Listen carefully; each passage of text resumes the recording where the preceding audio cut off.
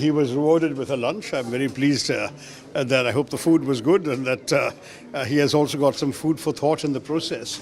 I would hope that in these interactions with the Americans, that they would also remind Pakistan of the great importance of not supporting terrorism, of not providing a safe haven to terrorists, of not enabling, guiding, training, arming, financing, equipping and dispatching terrorists to our country from their soil.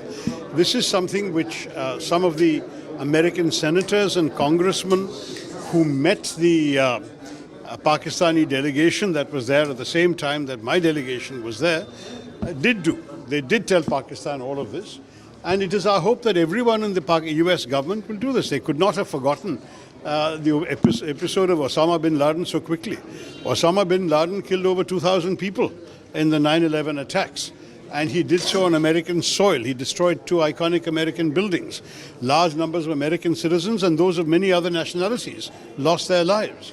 So in those circumstances, Pakistan's culpability in hiding this man until he was finally found in an army, in a safe house near an army camp in a cantonment city, that is something that could not be that easily forgotten and forgiven by the Americans. So I hope that while the general was being wined and dined or lunched and munched, I don't know, at the same time that he would have got these firm messages because that would also be in America's interest. So your delegation met the Vice President, but yeah. The General now meeting the President himself. So there is allegation from the Congress that our diplomatic relations or our foreign relations are not that good. That's why it has come to such a situation. How do you see this? No, I mean, there's absolutely no doubt that our Prime Minister had already met the President first. For us, for a parliamentary delegation to be received by the Vice President is itself a significant honor because in some countries, parliamentary delegations only are met by other parliamentarian members or members, in this case, of the US Congress and Senate.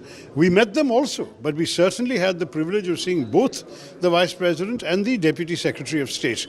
And in both cases, we gave exactly the message that you have heard the Prime Minister now giving to the President.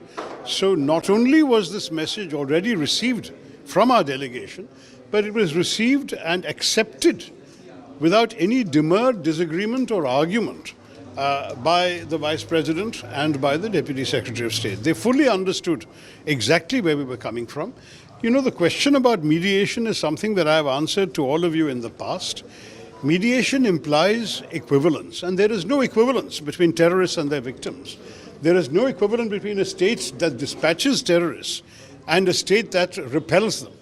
There is no equivalence between a state from which attacks are conducted and a state that is exercising its right of self-defense. And where there is no equivalence, there can be no mediation. The question is academic. If you like this video, then like, share and subscribe to ET Now.